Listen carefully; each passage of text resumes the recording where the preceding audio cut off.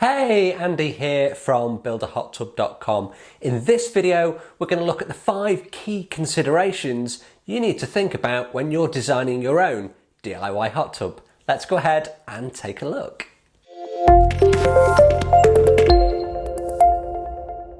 Now, I'm going to ignore the very obvious one, which is location. I'm sure you already know exactly where you want to build your DIY hot tub, so we're going to ignore location and we're going to look at 5 other key points. So the first one that we're going to look at is material. What material are you going to use to build your DIY hot tub? Now, you've got a number of options. Things like shotcrete or gunite are probably not an option. They're a very specialist concrete and you need specialist equipment and quite a great deal of skill to do it. So what are the alternatives? Well, you have brick built, which is my personal favourite. That's how I built my own hot tub. And you can see some images behind me of some brick built hot tubs here. You also have the option to form and pour your own hot tub. So what I mean by this is you build a mould or a form out of wood.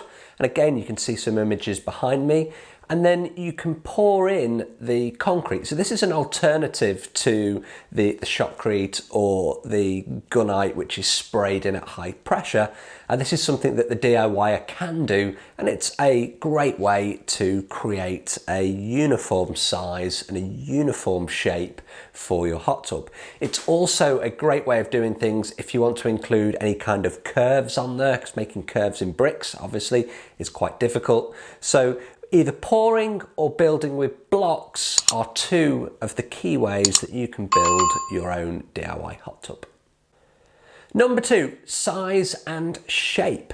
How big is your hot tub going to be? What shape is it going to be? I mean, obviously this will be dictated by the space that you have available, the location, that kind of a thing. But you really do need to have a think about the size and the shape. That will influence the cover that you're going to need to have made. It's also going to influence the next point that we're going to come on to, which is heating. Now, if you have a bigger hot tub, obviously the running costs are going to be higher. You've got more water to heat, so potentially it could heat up slower. So point number 3 is, how are you going to heat your hot tub? I've done many videos on this channel already about the different options and the benefits of each, so please do check those out. I'll leave a link in the comments. However, key options: electric, the easiest, propane or gas, the quickest, air source heat pumps, the most efficient. So you've got some key options there that you need to think about for how you're going to heat your hot tub. Number 4, my personal favourite, you hear me talking about this all the time on the channel, the control room location. Ideally, it should be as close as possible to your hot tub. The further away you get, as you will have seen on other videos, the more head height, the more the pump has to work, the bigger pump you need, more calculations we need to do. Closer to the hot tub, the better.